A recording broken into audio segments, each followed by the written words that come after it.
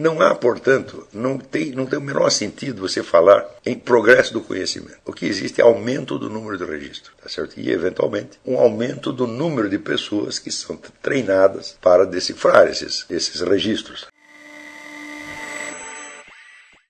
17 anos atrás, eu li um livro, que era exatamente este aqui, do economista francês Jean Fourastier, Les conditions de l'esprit scientifique, as condições do espírito científico. E o livro, embora tenha uma série de erros e equívocos, me foi muito útil, porque chamou a minha atenção para o fenômeno mais óbvio e onipresente e menos reparado do mundo, que é o fenômeno da ignorância. Fourastier, ele dá um peso positivo à noção da ignorância, e isso constitui, na verdade, a única coisa que é realmente importante nesse livro. Fora disso, ele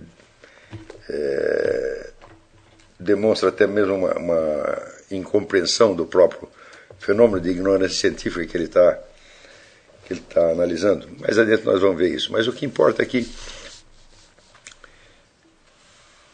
ao chamar a atenção para o problema da ignorância,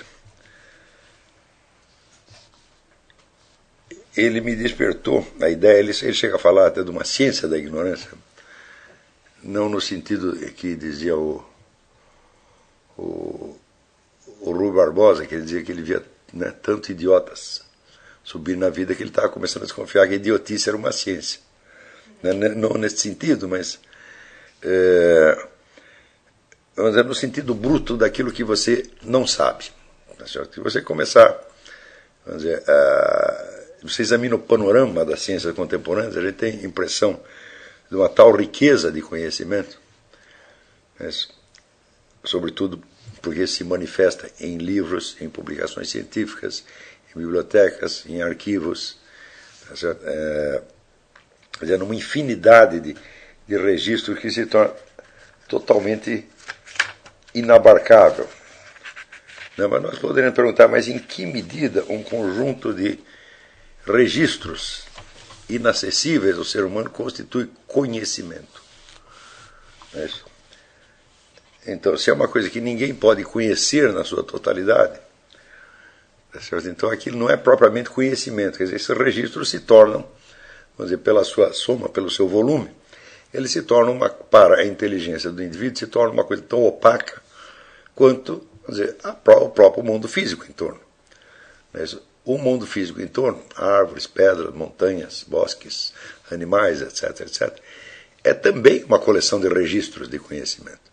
O que um cientista faz ao investigar qualquer desses objetos não é nada mais do que decifrar esses registros que estão embutidos, por assim dizer, na própria coisa, como, digamos, a estrutura de um mineral está embutida no mineral, como as regras da fisiologia de um animal estão embutidas no corpo do animal, e assim por diante. Isso quer dizer, qualquer estudo da natureza não é senão uma decifração de registros, né? São registros naturais. Mas, quando nós estudamos história, nós também estamos aí decifrando registros. São textos, são monumentos, são edifícios, são obras de arte, são músicas, são documentos em geral. Esses documentos não são registros naturais, são registros humanos, registros artificiais. E estudar história consiste justamente em decifrar esses registros. Agora, quando nós pensamos assim, e tentamos imaginar, vamos dizer, a totalidade do, entre aspas, conhecimento científico disponível, né, ele chega até nós exatamente como chega o material histórico, sob a forma de registros humanos que têm que ser decifrados. E que, na verdade, ninguém poderia decifrar no seu conjunto. Então, nós temos aí, vamos dizer, 3 camadas de registros a serem decifrados. Primeiro, os registros naturais, tudo aquilo que está dado para nós na natureza. É toda, vamos dizer, a linguagem que está embutida nos seres da natureza. Em segundo lugar, você tem os registros legados pela história. Esses registros não foram criados em vista de uma finalidade científica. Né? Quando um sujeito, digamos, 1000 anos atrás, vendia uma terra para um outro e eles redigiam ali um contrato, esse contrato é arquivado, Eles não fizeram isso com um propósito científico, mas com um propósito prático. Tá certo? Mas, do mesmo modo, quando, sei lá, um governante assina um decreto, ele também não fez decreto com finalidade científica, tudo isso faz parte da vida ativa das pessoas. Mas essa vida ativa gera uma infinidade de registros. Tá certo? Então, primeiro nós temos os registros naturais, segundo, os registros humanos, vamos dizer, da vida ativa propriamente dita, e em terceiro nós temos a coleção de registros da vida cognitiva. Tá certo? Cada um desses forma um conjunto tão imensamente inabarcável, tá certo? Que se torna tão inviável chamar de conhecimento o conjunto dos registros cognitivos quanto os dois outros registros. Isso não é conhecimento, isso é um conjunto de objetos. Tá certo? O registro é um objeto, quer dizer, ou é um livro, um papel, é um microfilme, é um videotape, é um DVD, é um programa de computador. São coisas que ficam registradas. Você não pode arquivar pensamento, né? Você não pode arquivar conhecimento. Você arquiva, vamos dizer, os signos visíveis, tá certo? Os signos materiais que, uma vez decifrado, podem, idealmente, fornecer conhecimento àquele que os decifrou. Tá certo? Mas, nesse sentido, qual é a diferença entre, digamos, um livro em língua estrangeira e uma pedra? Se você decifrar a pedra, você vai conhecer a estrutura mineralógica dela. Se você decifrar a linguagem no qual o livro está escrito, você vai descobrir o que está escrito lá. Então, nos dois casos, são objetos físicos a ser decifrados. Não há, portanto, não tem o menor sentido você falar em progresso do conhecimento. O que existe é aumento do número de registros. Tá certo? E, eventualmente, um aumento do número de pessoas que são treinadas para decifrar esses registros. Sendo que não há uma possibilidade de progresso substantivo nisso aí. A capacidade de decifrar registros não pode ser transmitida nem geneticamente e nem culturalmente. Cada nova geração vai ter que aprender tudo de novo. Quer dizer, se havia, por exemplo, quando eu li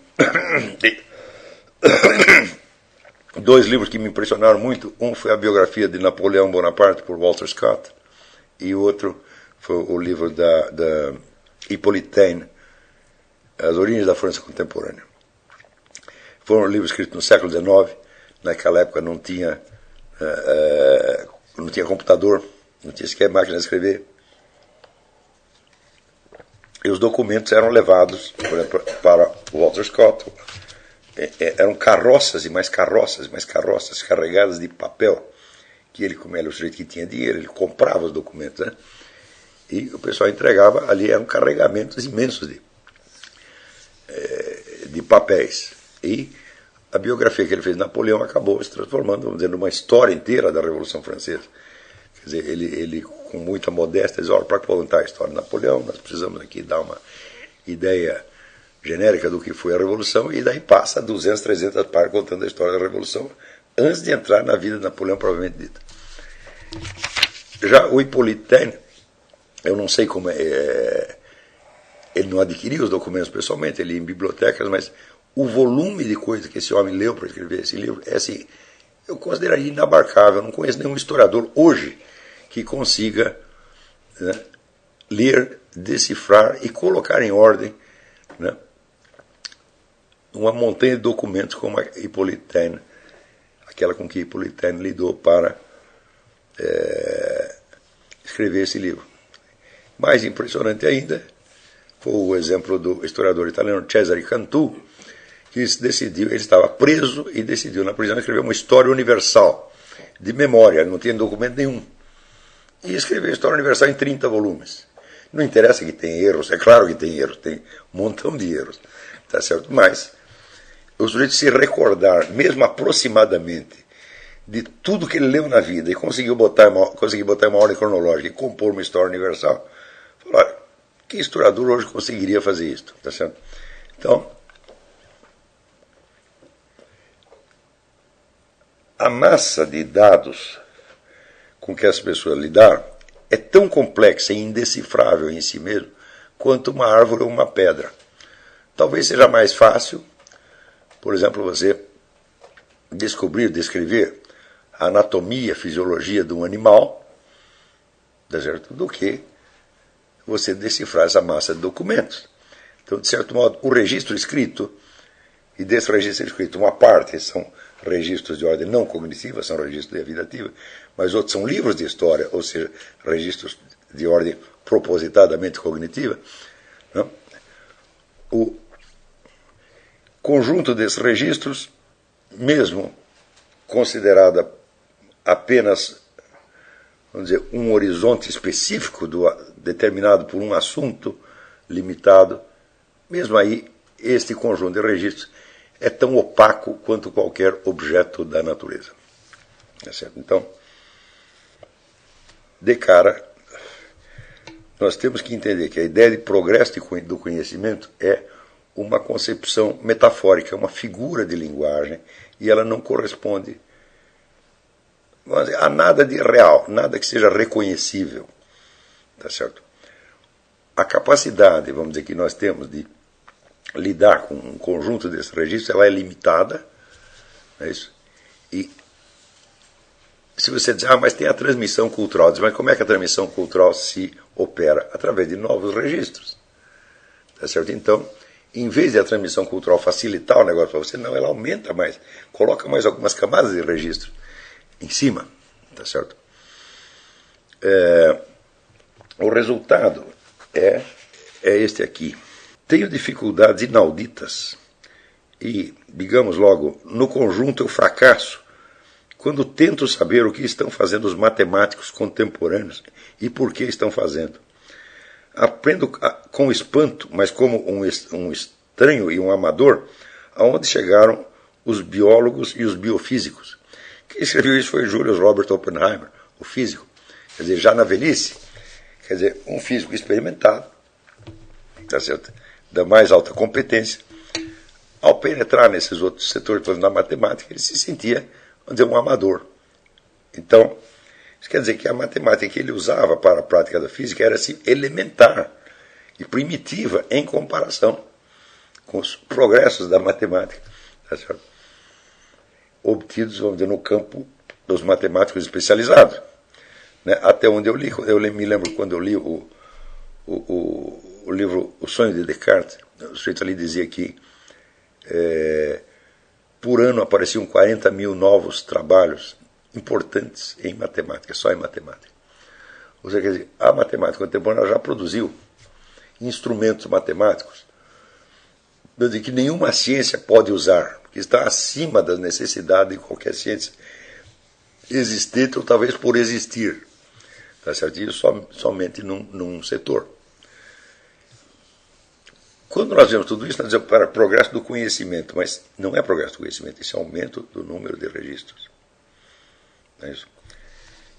Então, se existisse, ao mesmo tempo que existe essa acumulação imensa de registros, existissem técnicas capazes, vamos dizer, de facilitar a absorção, né, e integração desses registros pela inteligência humana, talvez pudéssemos dizer que numa determinada geração apareceu um sujeito que sabia mais do que os outros. Mas nós podemos dizer, por exemplo, que Julius Robert Oppenheimer sabia mais do que Paracelso ou sabia mais do que Aristóteles? Não, de jeito nenhum. Quer dizer, se você pegar o volume de informações à disposição de cada um, existe um limite que é intransponível. Ninguém passa além disso. Se você pegar os homens mais cultos da humanidade, né, eu creio que os homens mais cultos foram Aristóteles, depois Leibniz, quer dizer, os camaradas que estavam mais informados sobre uma variedade de campos de ciência. Acho que esses dois não tem nada que se compare com esses dois. Eles estavam mais ou menos informados de tudo o que estava se fazendo na época deles. De muito bem, mas isso não quer dizer que eles tivessem perfeito conhecimento do status questiones de cada ponto. Quer dizer, você saber o que os cientistas estão fazendo hoje numa determinada área, não é saber como foi que eles chegaram ali. Não é isso? Não é saber todo o trajeto percorrido de geração em geração até chegar àquele resultado.